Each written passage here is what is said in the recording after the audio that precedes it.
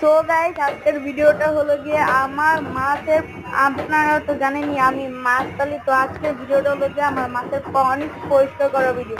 So guys, এখন আমার যে মাছের পন্ডের যে লতা পাতা গুলো থাকে, যেগুলো থেকে মাছরা পুষ্টি উপাদান পায়, এগুলো সরানো হচ্ছে। তারপরে এই যে একটা যে আছে কি জানি বলে এটাকে, নাম ভুলে গেছি।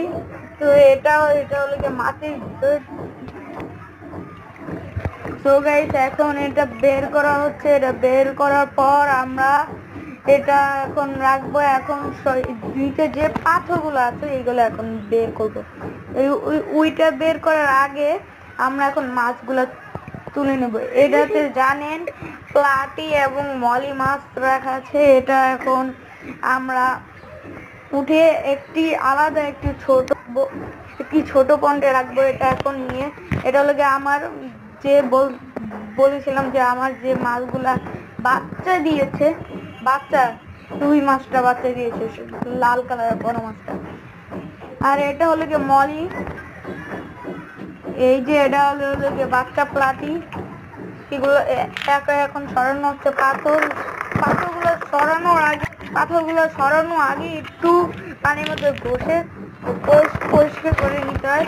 তো গাইস, এগুলো করার পরে তারপরে আবার এটা কিন্তু তারপরে এটার ময়লা দেখেন কত হয়, এত বেশি ময়লা হয়। তারপরে এই যে এইদিকে মাছগুলো রেখেছি, দেখুন।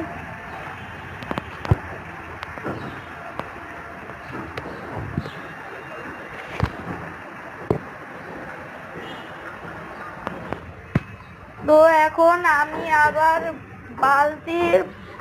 বালতিটা পরিষ্কার একটা জালি দিয়ে পরিষ্কার করে এনে, পরিষ্কার পানি এনে এই যে যেটা বলেছিলাম মাটির মধ্যে পুঁতে রাখতে হয়, ওইটা